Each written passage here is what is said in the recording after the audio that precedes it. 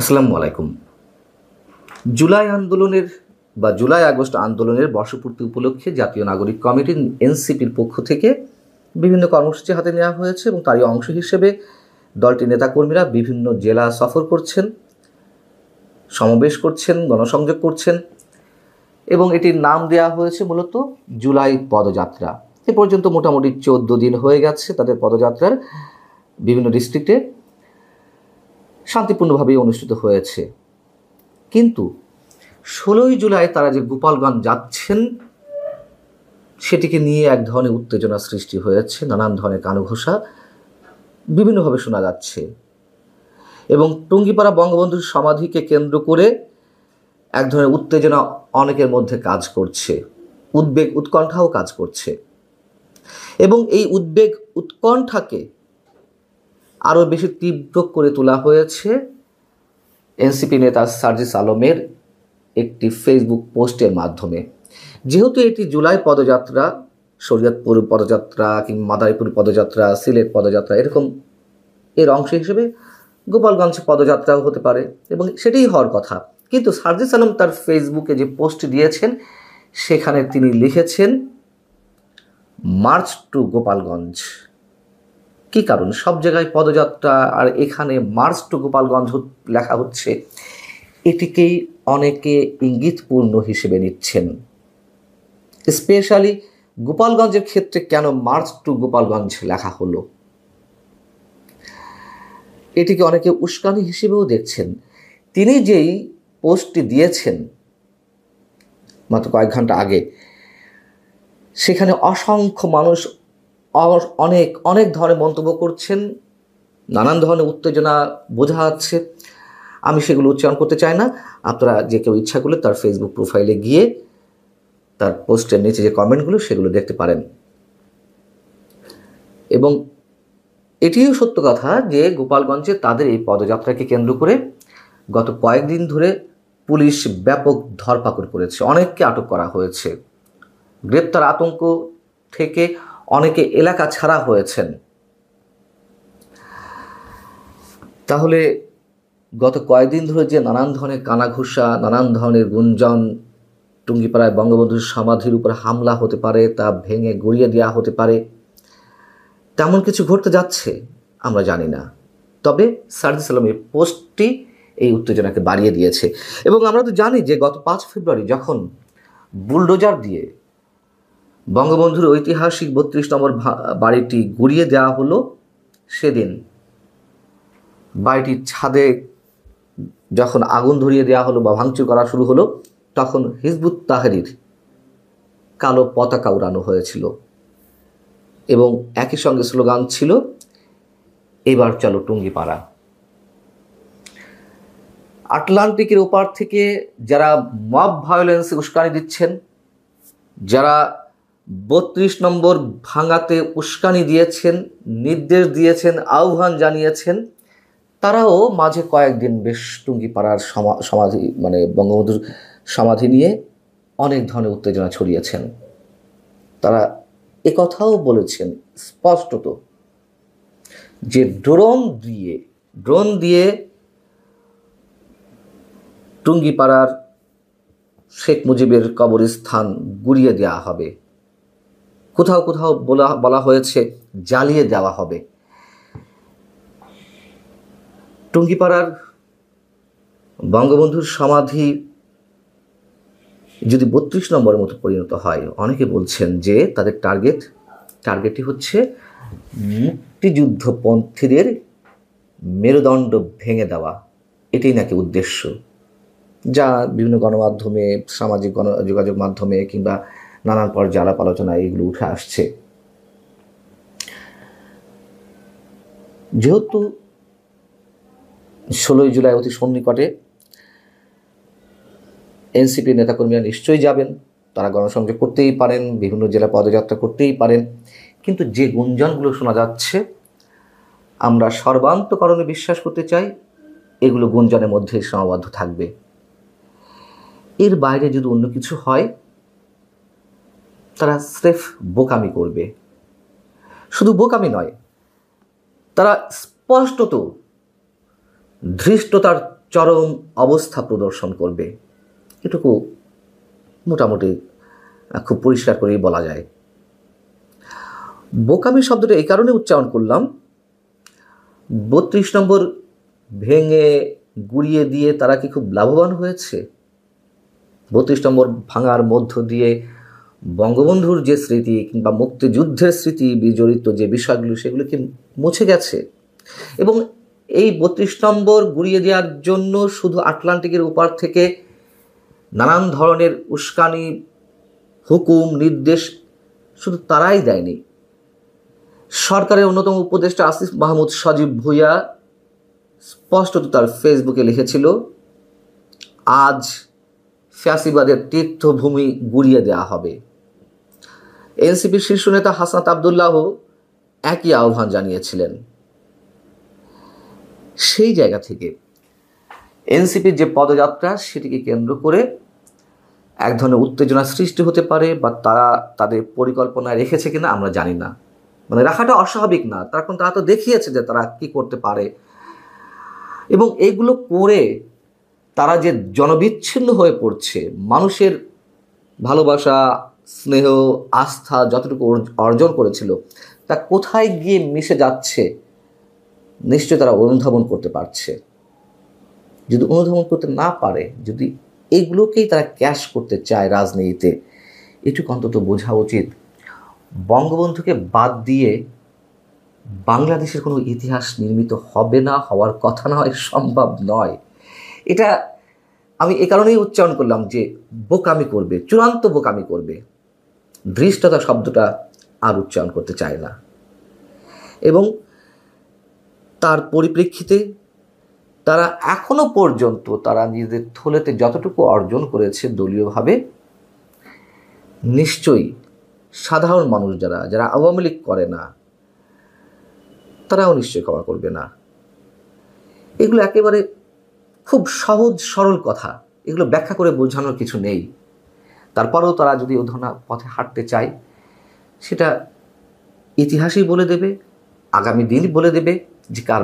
আপনারা যারা মনে করেন সার্জিস আলম ভীতু লোক, আমার মনে হচ্ছে সার্জিস আলম খুব বেশি দুঃসাহসী। অবশ্য আমি জানি না পিপিলিকার পাখা গজায় মরিবার তরে গোপালগঞ্জে রওনা দিয়েছেন সার্জিস আলম। আমি যেদিন কথা বলছি তার পরদিন এনসিপির পদযাত্রা গোপালগঞ্জ যাওয়ার কথা।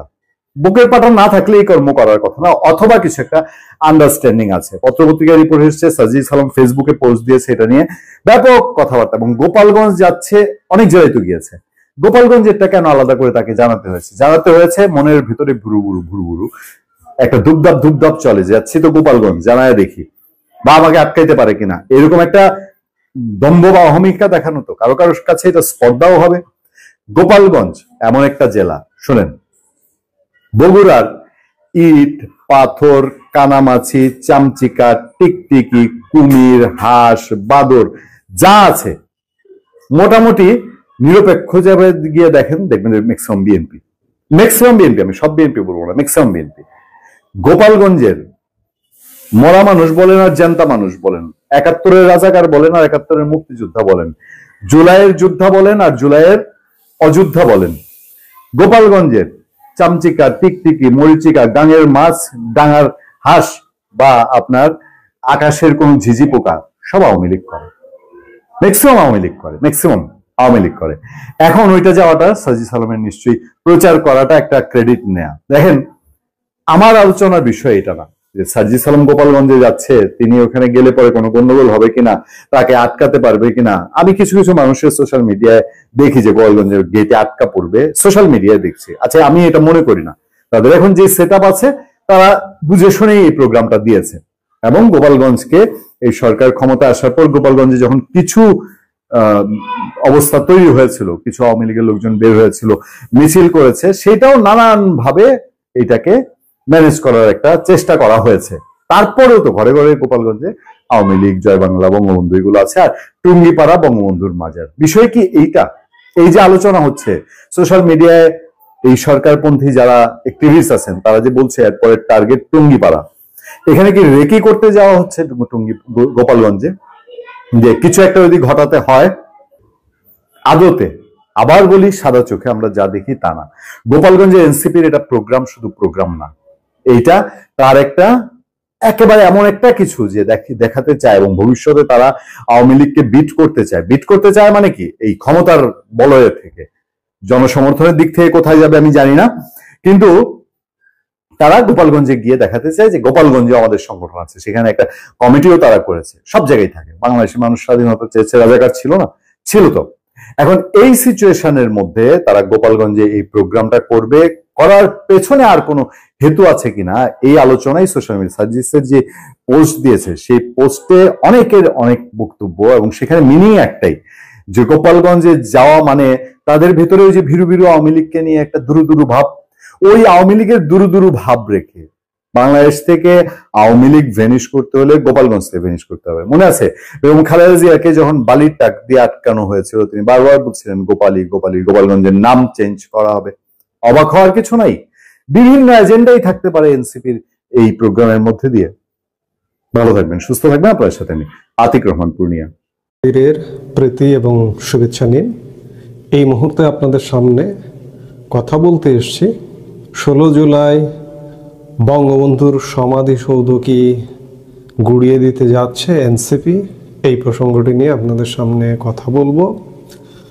আপনারা বেশ কয়েকদিন যাবতে উদ্বিগ্ন বা বিভিন্ন মাধ্যম থেকে সংবাদ পেয়েছেন যে এই জুলাই মাসে বঙ্গবন্ধুর সমাধি স্থল গোপালগঞ্জের টুঙ্গিপাড়ায় অবস্থিত, সেটি গুড়িয়ে দেওয়া হবে, একটা নোংরামি কাজ করা হবে।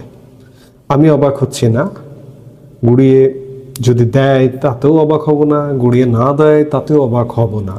কারণ আমি অবাক হওয়া তখন থেকে ভুলে গেছি যখন এই বছরের 5 ফেব্রুয়ারি আমাদের মুক্তিযুদ্ধের আতুরঘর, স্বাধীনতার আতুরঘর, ধানমন্ডি 32 নম্বর বঙ্গবন্ধুর স্মৃতি বিজড়িত সেই বাসভবনটি, সেই স্মৃতি জাদুঘরটি বাংলাদেশের সেনাবাহিনীর সামনে বুলডোজার দিয়ে গুড়িয়ে দিল।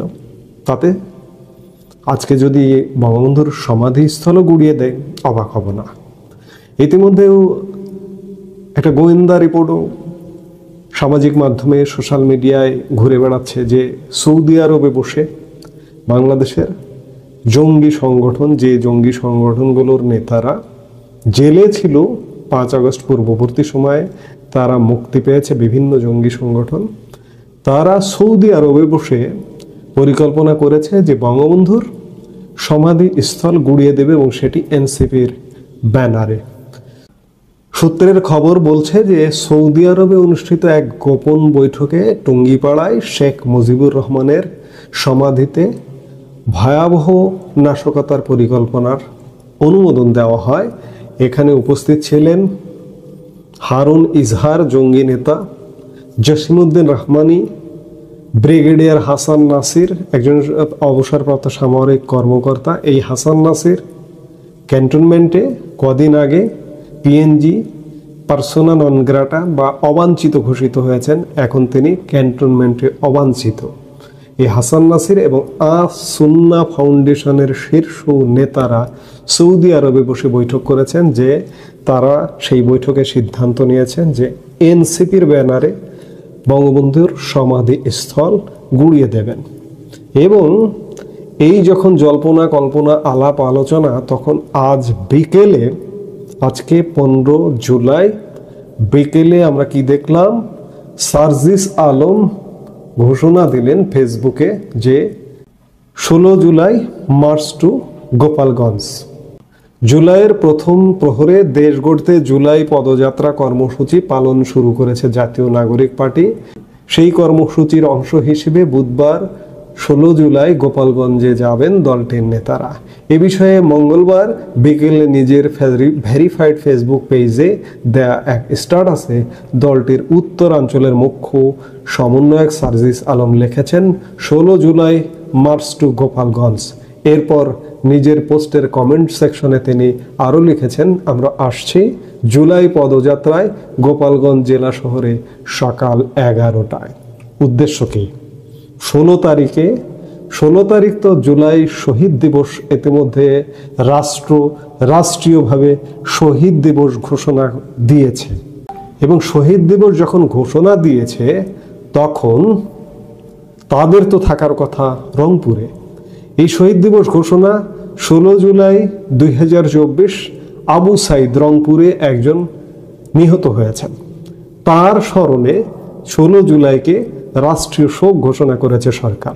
তাহলে এনসিপি কিংবা পুরো রাষ্ট্র ব্যবস্থার তো রংপুরে থাকবার কথা, কিন্তু তা না করে 16 জুলাই মার্চ টু গোপালগঞ্জ কেন এনসিপির? উদ্দেশ্য কি?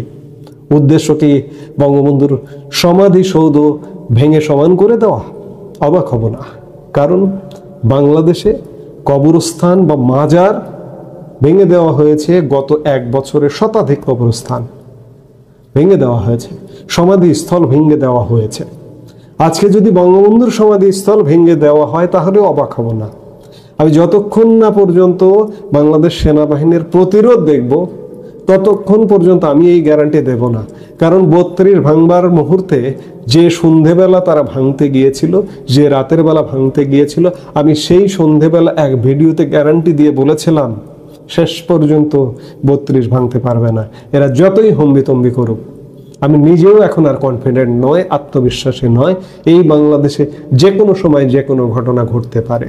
আগামীকালকে কি বঙ্গবন্ধুর সমাধি সৌধের সমান হয়ে যাচ্ছে? সেটি কি এখন দেখতে হলে, আমরা গোয়েন্দা রিপোর্ট দেখছি গত কয়েকদিন যাবৎ, দেখতে হলে কালকের দিন দেখতে হবে যে কালকে কি হয়। কালকে যদি সফল হয় তাহলে বুঝতেই হবে যে বাংলাদেশ কোথায় গেছে। কোথায় গেছে এটি আর বুঝবার বাকি নেই। মানুষ হতাশ, মানুষ আর কোনো কিছু নিয়ে আশা করে না, আমরাও আশা করি না। দেখা যাক কালকে কি ঘটে। আগামীকাল যদি মোড় ঘোরে তাহলে বুঝবেন, তাহলে বুঝতে হবে যে না, কিছু একটা হচ্ছে, কিছু একটা ঘুরছে।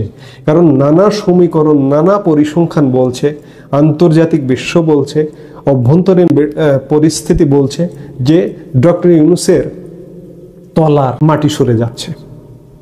এই মাটি সরার সাথে বঙ্গবন্ধুর সমাধিস্থল ভাঙারও একটা সম্পর্ক আছে, একটা যোগসূত্র আছে। এখন দেখার বিষয় যে আগামীকাল কি ঘটছে, আমরা সে পর্যন্ত দেখব। এই